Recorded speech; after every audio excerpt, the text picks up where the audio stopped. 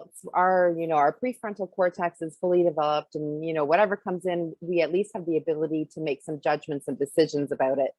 But our little kids, especially before the age of 7, everything is coming into their brain and they're perceiving everything as truth. And the other thing is things that are familiar, things that we're comfortable with, that RAS is letting into the brain. So, if you keep hearing, you're a bad kid, you're always interrupting, you're always getting into trouble, you're always bugging your brother, then that's familiar to your brain. It's safe to the brain to let familiar things in, so that the RAS is letting all that negativity in. Mm-hmm. So we can actually rewire our kids' brains by helping them focus on gratitude and positivity.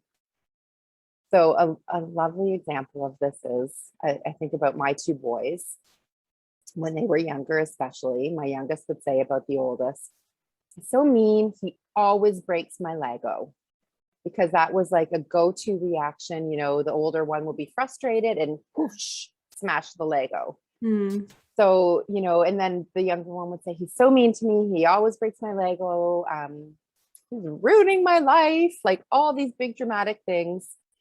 And so the more he focuses on those things, it becomes familiar. The RAS is letting in all the negative things. So he's noticing all the things about his brother. So we can turn it around and say, okay, let's let your brain focus on some of the positive things about your brother. Mm. So, something so small, like yesterday, the oldest said to the youngest to want to play football, and they passed the football together for about 5 minutes and there was no conflict. So then we talked about that quietly later, like, how did that feel? And that was so nice. Your brother invited you to play, and so nice that you said yes, and you passed the football.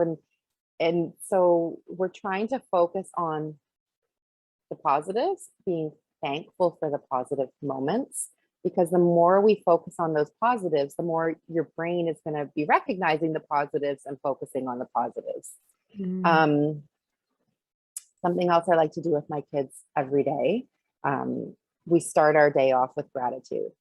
And I find this so fascinating because my mom always told me, before you get out of bed, think about 3 things that you're thankful for. Before your feet even touch the ground, start your day off in gratitude. And I always thought, oh, Mom, like, that's so sweet. That's such a nice thing. That's, how lovely to start your day like that. But it wasn't until I started researching, like, whoa, starting your day off with gratitude actually changes your brain on a molecular level. It releases so many feel-good neurotransmitters. And I just want to point out a book too. Yeah. ADHD 2.0. If ADHD is new to you, this is a fabulous book. And one of the strategies in this book is gratitude. And the book is written by, I don't know if you've heard of it, but it's written by 2 psychiatrists who both have ADHD, Dr. Wow. Rady and Dr. Hallowell. So I love that they themselves have ADHD. Oh, So yeah. when you're expressing gratitude, there's neurotransmitters that are released. So the first one I want to talk about is dopamine. And what is amazing about dopamine is the feel-good neurotransmitter. And it gives your brain like a little high. And the more you do things that release dopamine, the more your brain wants to repeat that thing. So when you're expressing gratitude, you get a little hit of dopamine, and your brain likes that and it wants to express more gratitude. Dopamine helps you focus. So kids with ADHD struggle with focus, and ADHD medicine actually works on the dopamine receptors. Mm-hmm. So people with ADHD do have an imbalance of dopamine. So starting your day off with gratitude, or ending your day with gratitude, or gratitude throughout the day, gives you that burst of dopamine. So it's the reward chemical in your brain, the feel-good chemical. It helps you to focus. The other neurotransmitter that is released is serotonin. So that is for your mood, your general mood, your general feel-good.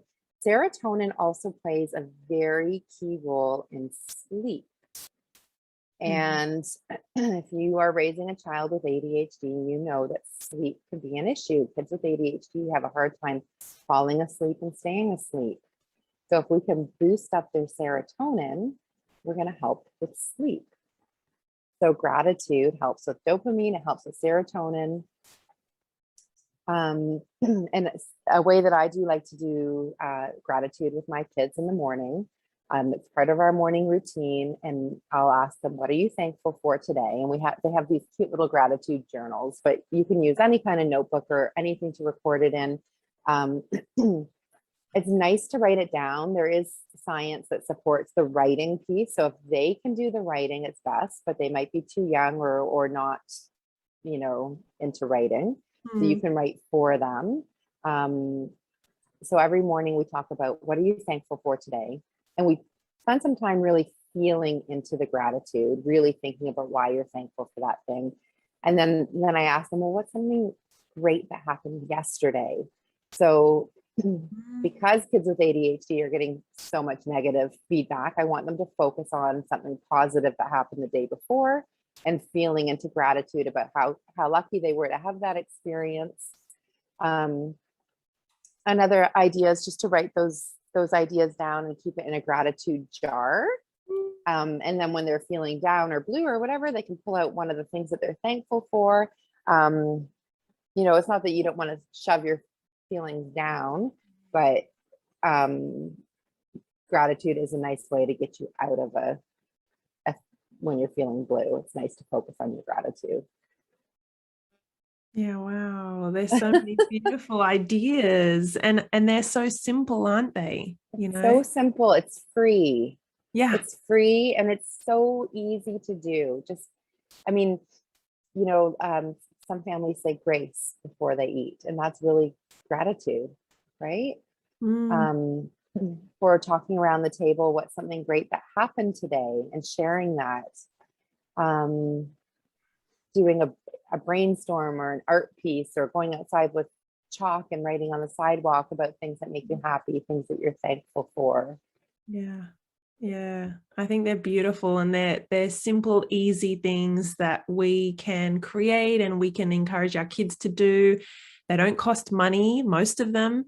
And yet they are, over time, rewiring our kids' brain to look for the positives and to get out of, a negative mindset perhaps, and look for, what things make them feel really grateful and good. So I love those. Thank you. and kids who are grateful, who really express their gratitude, there's all sorts of benefits. So one is that there's studies that show that grateful people are more sensitive and empathetic. So they behave in more pro-social ways. Even when people are unkind to them, they're less likely to retaliate. So hello, ADHD with impulse control and social struggles. So what a gift we can give our kids to help them feel gratitude, to boost those skills of empathy and social skills. Also, when you're in a place of gratitude, you're less likely to be comparing yourself to others. And that social comparison has such a hard hit on your self-esteem. And when you're able to be in a place of gratitude and celebrate other people's accomplishments, your brain loves celebration, and your brain doesn't know the difference whether you're celebrating for yourself or somebody else. So celebrating for others and being in that place of gratitude is so helpful for kids. Yeah. And for us.